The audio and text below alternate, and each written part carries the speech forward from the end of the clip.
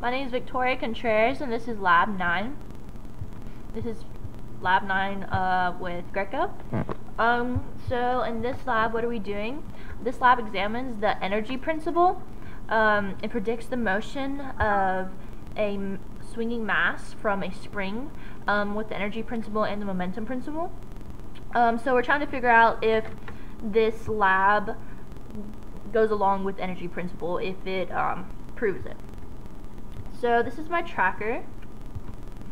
As you can see, I had a length of 0.7 meters and then a mass of 0.402 for the mass. And then I'm charting up here the x and the y axis with the mass as it's going along. Okay, from there we have my code here. So I just put in the data. This is the code from last time. I have the mass of the ball, and then my initial position of my ball or my mass. And this is where I'm getting my data from the tracker video.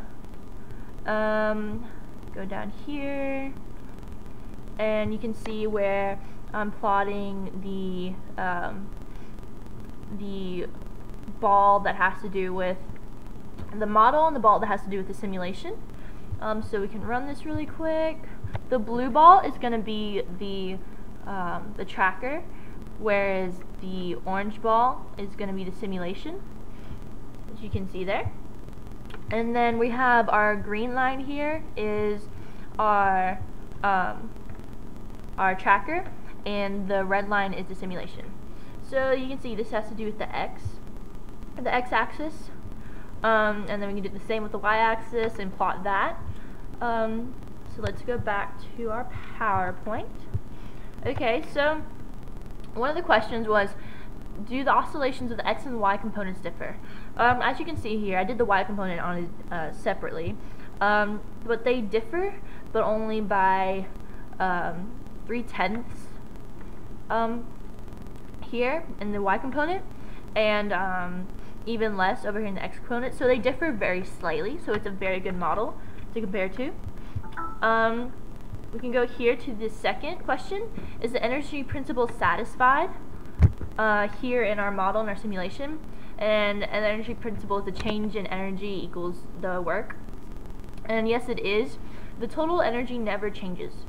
We changed our system to the earth, the ball, and from previously.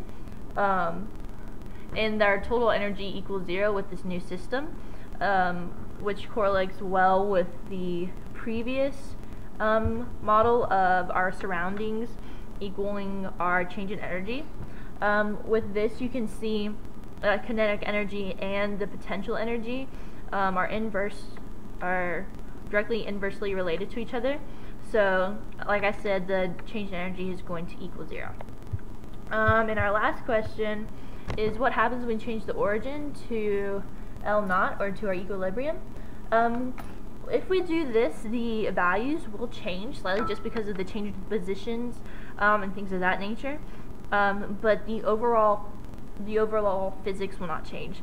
The potential energy and the kinetic energy will still be inversely related. The change in energy will still be 0.